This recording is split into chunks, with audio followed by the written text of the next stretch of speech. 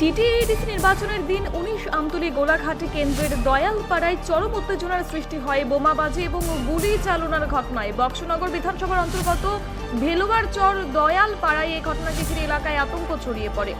রবিবার সকাল 7টা থেকে ভোট গ্রহণ শুরু হয় এবং ভোর থেকেই ভোটাররা লাইনে দাঁড়িয়ে নিজেদের ভোটাধিকার প্রয়োগ করতে থাকেন। প্রথম দিকে শান্তিপূর্ণ এবং সুশৃঙ্খল পরিবেশে ভোট গ্রহণ চললেও বেলা বাড়ার সঙ্গে সঙ্গে তিপ্রা মাথা এবং বিজেপি কর্মী সমর্থকদের মধ্যে উত্তেজনা বাড়তে থাকে। অভিযোগ, বহিরাগত বিজেপি কর্মীরা দয়ালপাড়া মাঠ প্রাঙ্গণে জড়ো হন, যা ঘিরে পরিস্থিতি উত্তপ্ত হয়ে ওঠে। এই অবস্থায় তিপ্রা মাথার কর্মীরা লাঠি সোঁটা নিয়ে এগিয়ে এলে আধা সামরিক বাহিনী এবং পুলিশ হস্তক্ষেপ করে এবং লাঠি চার্জ করে উভয় পক্ষকে ছত্রভঙ্গ করে।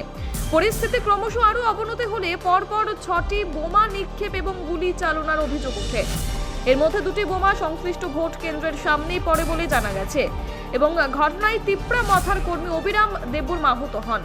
তিপ্রা মাথার পক্ষ থেকে অভিযোগ করা হয়েছে, এই ঘটনায় বক্সনগরের বিধায়ক তোফাজ্জল হোসেনের ভূমিকা রয়েছে এবং তার নেতৃত্বেই পুরো ঘটনাটি ঘটেছে। যদিও এই অভিযোগের বিষয়ে অপর পক্ষের কোনো প্রতিক্রিয়া এখনো মেলেনি।